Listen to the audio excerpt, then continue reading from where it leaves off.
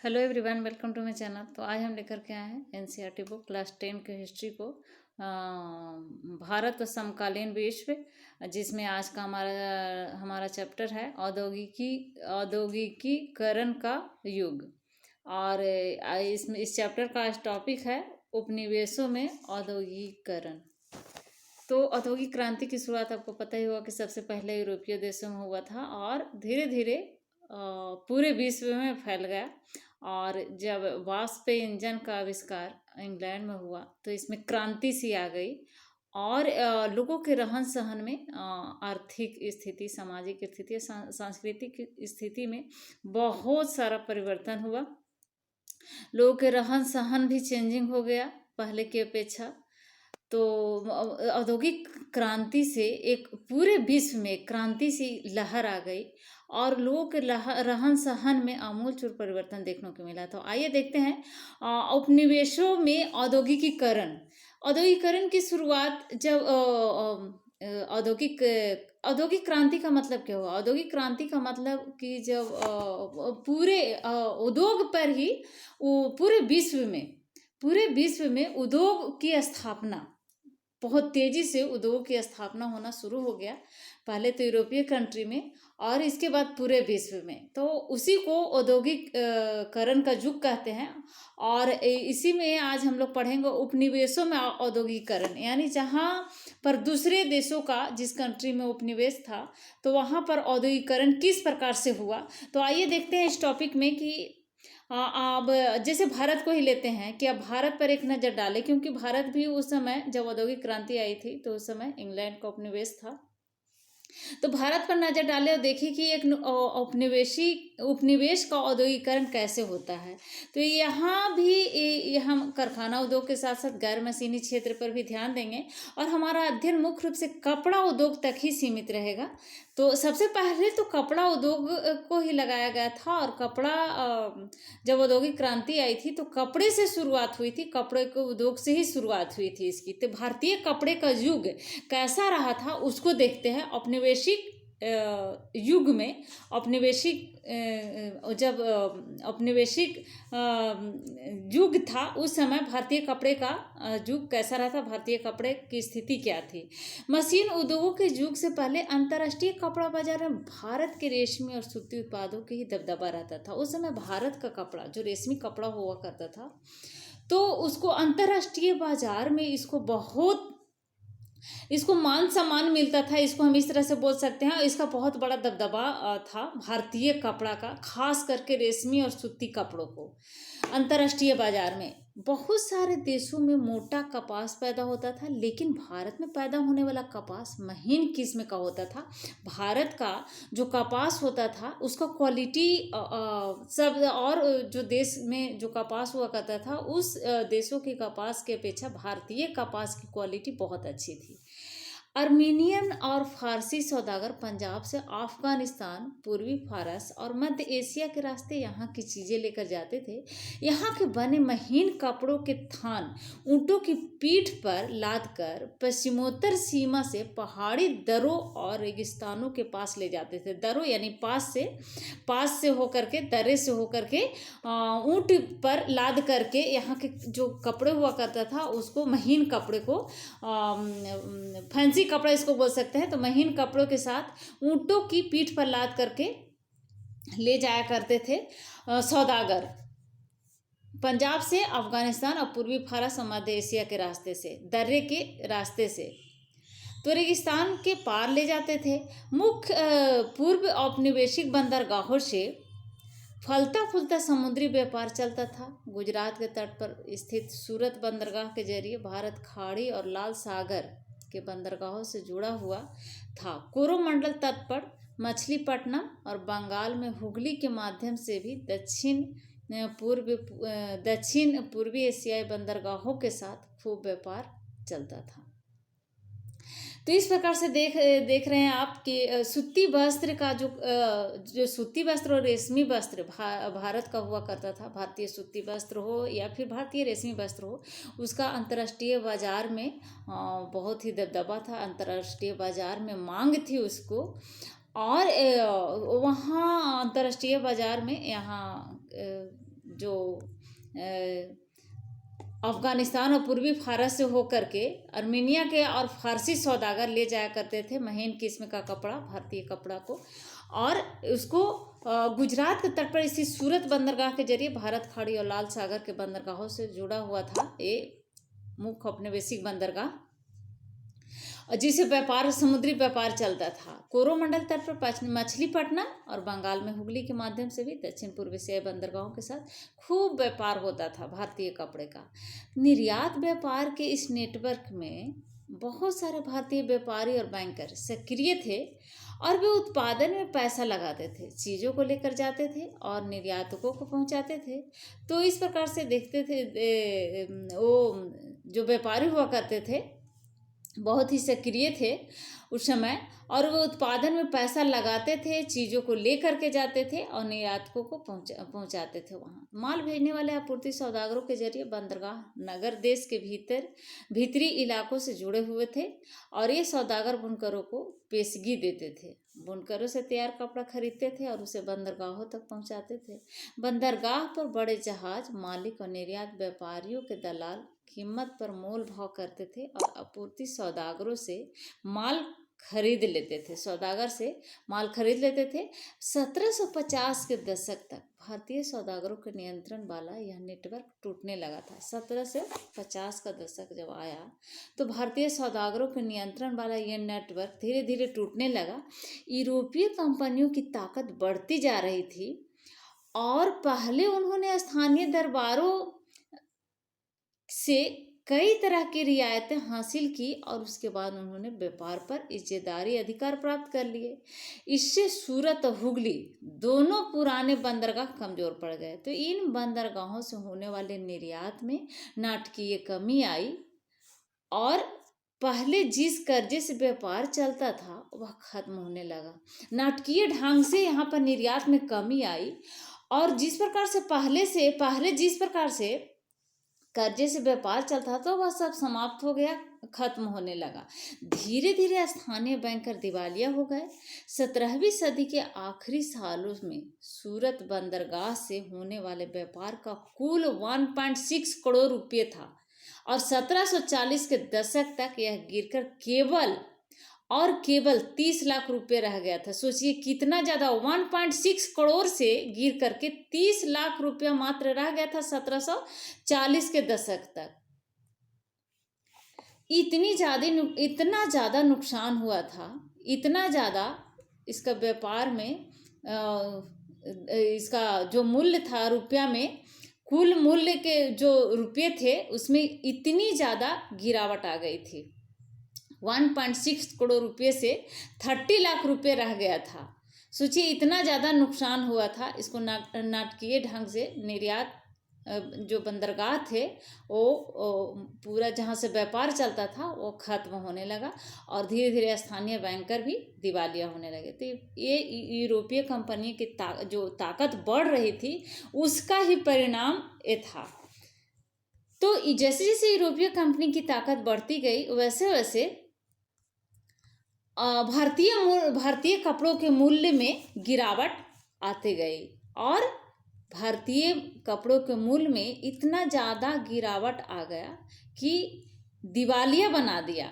सूरत और हुगली कमज़ोर पड़ रहे थे, सूरत और हुगली का भी बंदरगाह कमज़ोर पड़ रहे थे जहाँ से व्यापार होता था, और बम्बई व कलकत्ता की स्थिति सुधर रही थी। पुराने बंदरगाहों की जगह नए बंदरगाह का बढ़ता महत्व औपनिवेशिक सत्ता की बढ़ती ताकत का संकेत था, क्योंकि पुराने बंदरगाह बंद हो रहे थे जहाँ से व्यापार होता था और नए औपनिवेशिक सत्ता की बढ़ती ताकत जो था उसी का संकेत था, उसी का परिणाम था, जहाँ नए बंदरगाह का महत्व बढ़ रहा था।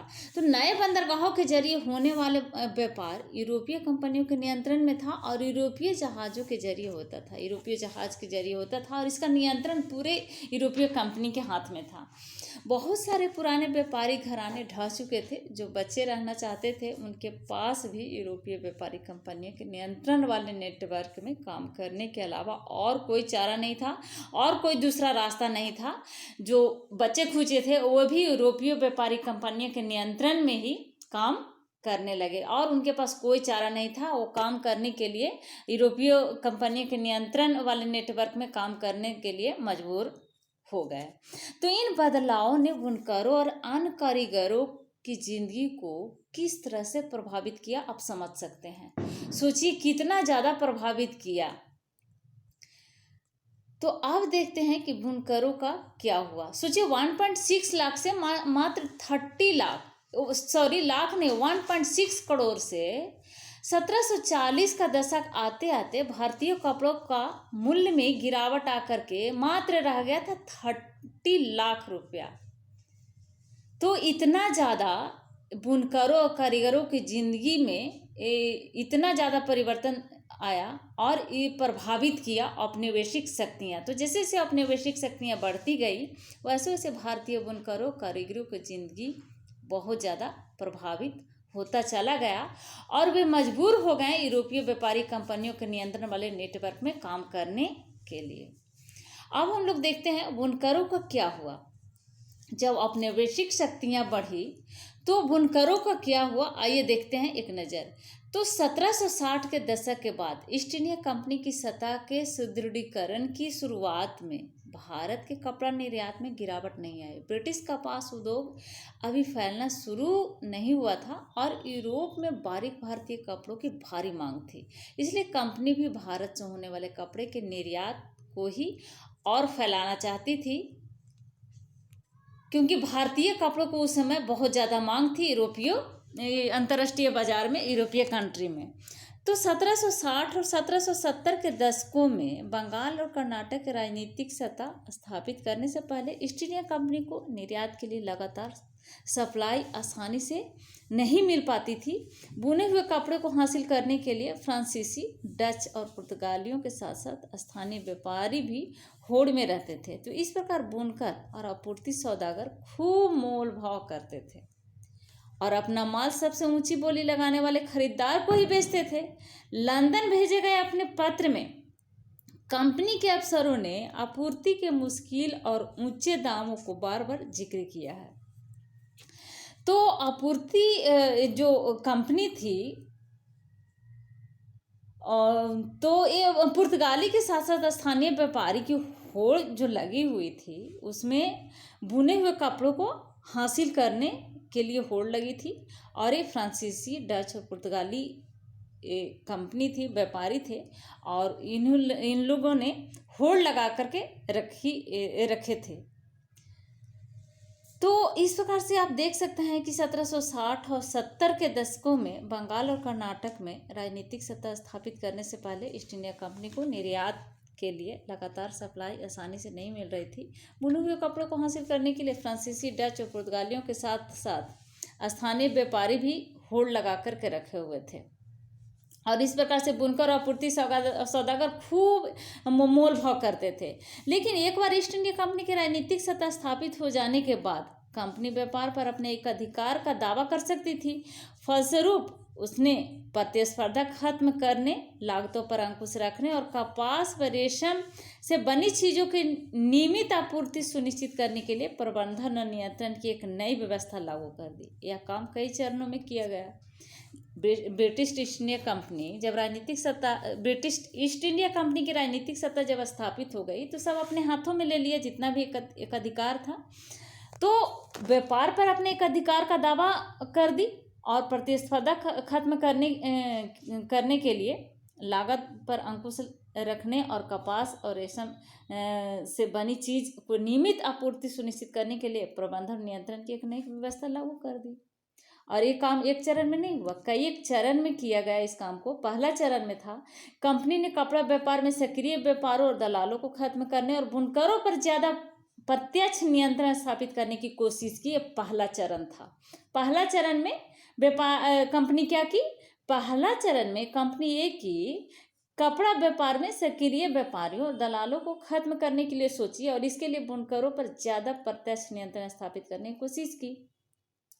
कंपनी ने बुनकरों पर निगरानी रखने, माल इकट्ठा करने और कपड़ों की गुणवत्ता को जांचने के लिए वेतनभोगी कर्मचारी तैनात कर दिए, जिन्हें गुमास्ता कहा जाता था। कंपनी के द्वारा वेतनभोगी कर्मचारी को तैनात किया गया। किस लिए? इसलिए तैनात किया गया था कि बुनकरों पर निगरानी रखे, माल इकट्ठा करने और कपड़ों को गुणवत्ता जांचने के लिए कर्मचारी तैनात कर दिए, वेतन दे करके वेतनभोगी कर्मचारी को तैनात कर दी कंपनी। और दूसरा चरण में कंपनी को माल बेचने वाले बुनकरों को अन्य खरीदारों के साथ कारोबार करने पर पाबंदी लगा दी। इसके लिए उन्हें जो बुनकर खरीदारों के साथ कारोबार करते थे उन पे कंपनी दूसरे चरण में उन पे पाबंदी लगा दी और इसके लिए उन्हें पेशगी रकम दी जाती थी। एक बार काम का ऑर्डर मिलने पर बुनकरों को कच्चा माल खरीदने के लिए कर्जा दे दिया जाता था। जो कर्जा लेते थे उन्हें अपने बनाया हुआ कपड़ा गुमास्ता को ही देना पड़ता था, उससे वे किसी और व्यापारी को नहीं बेच सकते थे। तो इस प्रकार से अगर गुमास्ता जो मूल तय करता था वही मूल में उन्हें देना पड़ता था मजबूरन। तो दूसरा चरण में इस तरह से कंपनी अपना नियंत्रण स्थापित की। तो जैसे जैसे कर्जे मिलते गए और महीन कपड़े की मांग बढ़ने लगी, ज़्यादा कमाई की आस में बुनकर पेशगी स्वीकार करने लगे। शुरू में तो बुनकर को समझ में नहीं आया, ज़्यादा कमाई के चक्कर में पेशगी भी स्वीकार करने लगे। बहुत सारे बुनकरों के पास ज़मीन के छोटे छोटे पट्टे थे जिन पर वे खेती करते थे और अपने परिवार की ज़रूरतें पूरी कर लेते थे। अब वे इस ज़मीन को भाड़े पर देकर पूरा समय बुनकरों में लगाने लगे। अब पूरा परिवार यही काम करने लगा। बच्चे और औरतें सभी कुछ न कुछ काम करते थे। लेकिन जल्दी ही बहुत सारे बुनकर गाँव से बुनकरों और गुमास्तों के बीच टकराव की खबर आने लगी। इससे पहले आपूर्ति सौदागर और अक्सर बुनकर गांव में ही रहते थे और बुनकरों से उनके नज़दीकी ताल्लुकात होते थे। वे बुनकरों की ज़रूरतों को ख्याल रखते थे और संकट के समय उनकी मदद करते थे। लेकिन अब ऐसा रहा नहीं और नए गुमास्ता बाहर के लोग थे। उनका गांव से पुराना सामाजिक संबंध नहीं था। वे उनके साथ अच्छा व्यवहार उनके साथ नहीं रहा। सिपाहियों और चपरासियों को लेकर आते थे और माल समय पर तैयार न होने की स्थिति में बुनकरों को सजा दे देते थे। सजा के तौर पर बुनकरों को अक्सर पीटा जाता था और कोड़े बरसाए जाते थे। अब बुनकर न तो दाम पर मोल भाव कर सकते थे और न ही किसी और को माल बेच सकते थे। वो उनको माल उन्हीं को माल बेचने को मजबूर होना पड़ता था और उनके साथ मोल भाव भी नहीं कर सकते थे। तो ये मजबूरी धीरे धीरे बढ़ती गई उनके साथ। उन्हें कंपनी से जो कीमत मिलती थी वो बहुत कम कीमत मिलती थी और वे कर्जों की वजह से कंपनी के साथ बंधे हुए भी थे। कर्नाटक और बंगाल में वो बहुत सारे स्थानों पर बुनकर गांव छोड़कर चले गए। वे अपने रिश्तेदारों के यहाँ किसी और गांव में करघा लगा लेते थे। कई स्थानों पर कंपनी उनके अफसरों का विरोध करते हुए गांव के व्यापारियों के साथ मिलकर बुनकरों ने बगावत कर दी। कुछ समय बाद बहुत सारे बुनकर कर्जा लौटाने से इनकार करने लगे। उन्हें करघे बंद कर दिए गए और खेतों में मजदूरी करने लगे। बुनकर जो थे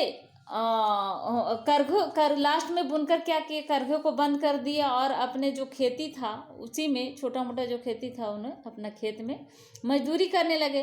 19वीं सदी आते आते क्योंकि उनका रोजगार छिन गया था, 19वीं सदी आते आते कपास बुनकरों के सामने नई समस्याएं पैदा हो गई। वो समस्या क्या था?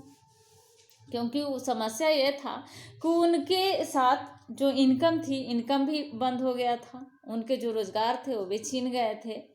तो इस प्रकार से और वे जो सरकार के द्वारा जो कर्ज दिया जाता था वो भी कर्ज चुकाने में उनको बहुत सारा परेशानी उठानी पड़ती थी। क्योंकि उनका जो माल हुआ करता था वो उनको माल का जो पूंजी मिलना जो दाम मिलना चाहिए था वो मिल नहीं पा रहा था। मनमाने ढंग से वे माल को खरीद लेते थे और उन्हें कम लागत पे खरीदते थे, कम पैसा मिलता था। तो इस प्रकार से उनकी बहुत सारी समस्याएं पैदा होने लगी। तो नेक्स्ट वीडियो में हम लोग देखेंगे भारत में मैनचेस्टर का आना। भारत में मैनचेस्टर किस प्रकार से आता है और इससे क्या फ़ायदा और क्या हानि होता है, नेक्स्ट वीडियो में देखेंगे। तो अगर अभी तक आपने इस चैनल को सब्सक्राइब नहीं किया है तो प्लीज़ इस चैनल को सब्सक्राइब करें, लाइक करें, साथ में शेयर भी ज़रूर करें। Thank you.